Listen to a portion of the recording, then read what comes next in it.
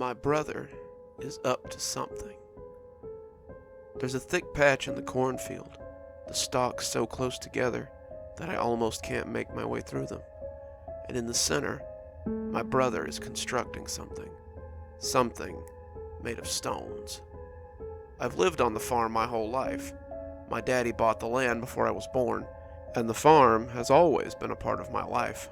He taught us, my brothers, Greg, Thomas, and I, how to care for the crops and the animals, and how to harvest the crops that would make us money after he was gone. I was the oldest.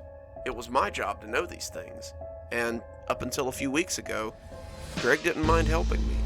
That was before his 13th birthday. We'd always been close, Greg and I. We were only 3 years apart, and Greg had grown up at my side. We explored the woods and fields together, helped Daddy in the fields, generally told each other everything. We had separate rooms, but Greg spent most nights camped out on my floor rather than in his own bed. Being a farm kid, I never really went to school very much, especially when the harvest needed bringing in. I was that weird kid, the one who was there rarely, that no one really knew. Greg was my best friend, and I spent most of my time with him. Until very recently, that is. I watched him stack the rocks, his arms straining under the load, but the weight seemed to stop him not at all. He was making something, some kind of altar, and I didn't like the look of it at all. Where was he even getting the rocks from? The closest quarry was miles from here. There was no way a 13-year-old could... Greg looked in my direction suddenly, and I hit my belly. I did not want him to know that I was spying on him. Not after a few nights ago. He had been leaving the house in the middle of the night. It started a few days after his birthday. He had been roaming a lot lately, leaving in the middle of chores and randomly popping back up in the field. Daddy never could prove that he was shirking his responsibilities, since his chores were always done. I, however, had seen him on the edge of the woods when he was supposed to be working. I couldn't understand how he could stand so close to the woods after our last camping trip. I didn't even like to go collect firewood out there anymore. He was back to stacking rocks, and they had begun to resemble a crude stone house. They were jagged, unpolished, and I began to wonder if he had somehow cut them himself. The area he was in had been cleared of corn, the ground nothing but raw earth, and I was filled with questions as I watched him work. He must have gone into the woods for these. How could he walk through those woods after what had happened? How could he ever go back to that place again? Thinking about that night made me shudder involuntarily. We'd been camping that day, the day of his birthday, the two of us sharing a tent as we set up not too far from the house. We were sitting around a fire, telling ghost stories and enjoying the sounds of nature as it too prepared to sleep. It had been a great day.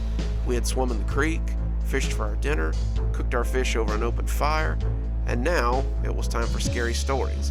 And this was the area that Greg really shined in. I'm not ashamed to say that I'm a bit of a scaredy cat. I'm easily startled, and I'm not a fan of being scared. Most of the stories I know, I learned from books, and Greg had heard them 100 times. Greg made up his own, and they were grisly.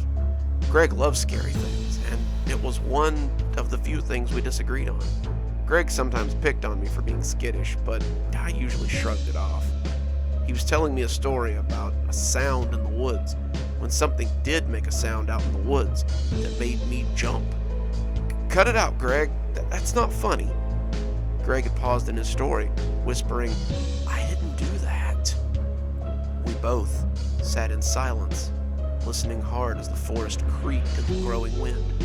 The sounds of bugs and night creatures had ceased, and all we could hear was the rustle of the August leaves and the shaking of dry limbs.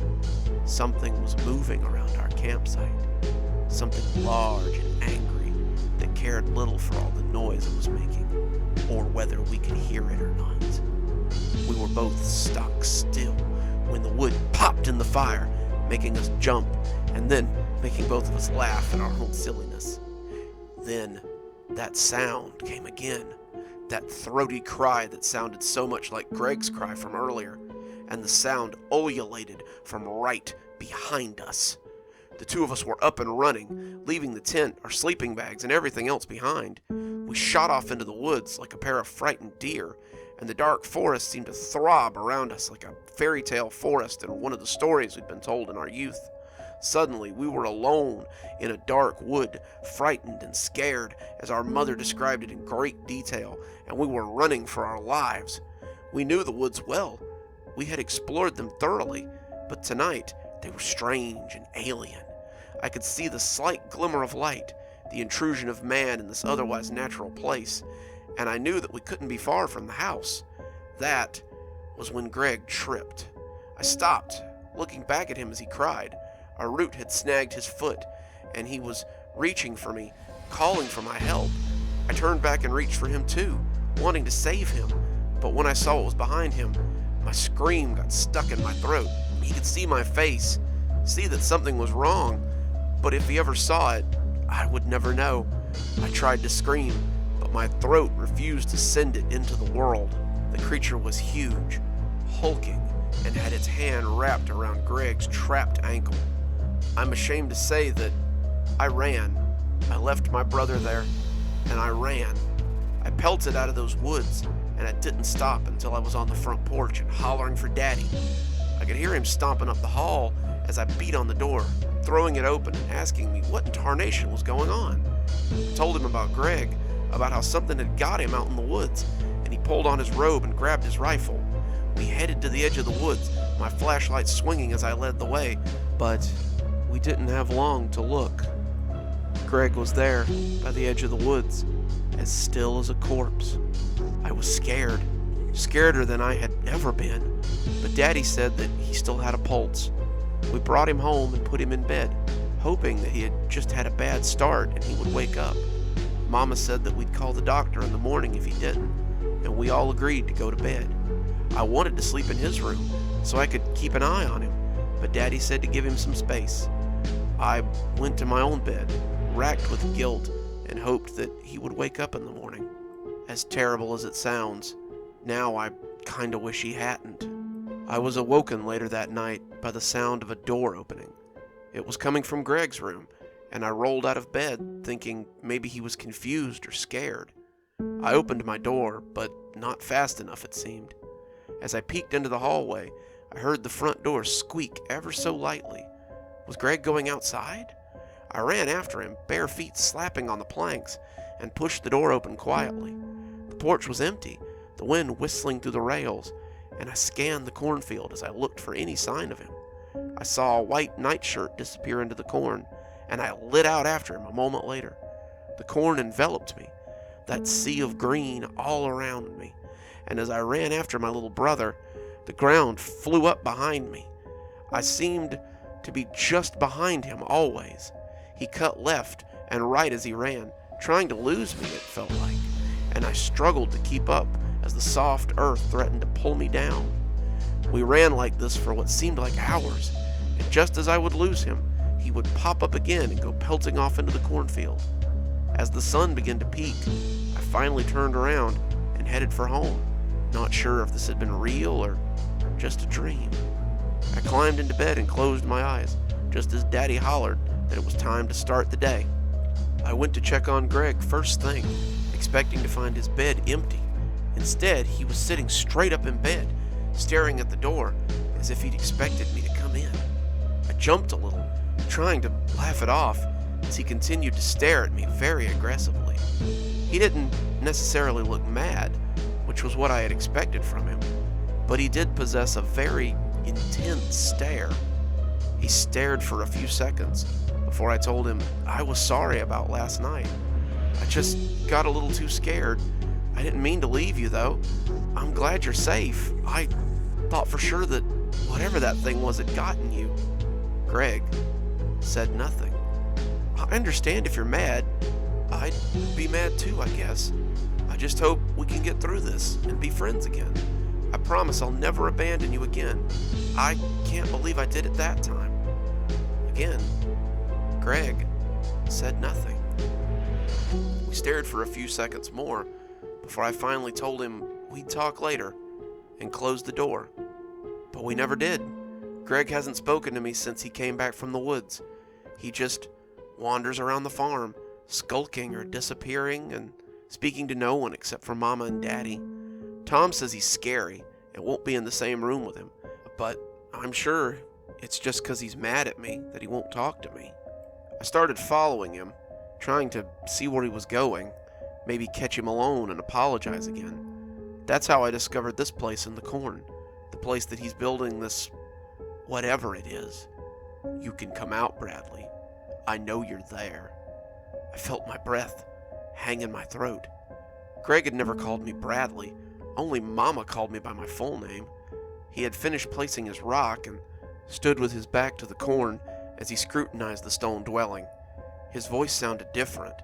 It wasn't the voice of a kid going through puberty, or the voice Greg had the night he had told his scary stories. This voice sounded deep, confident.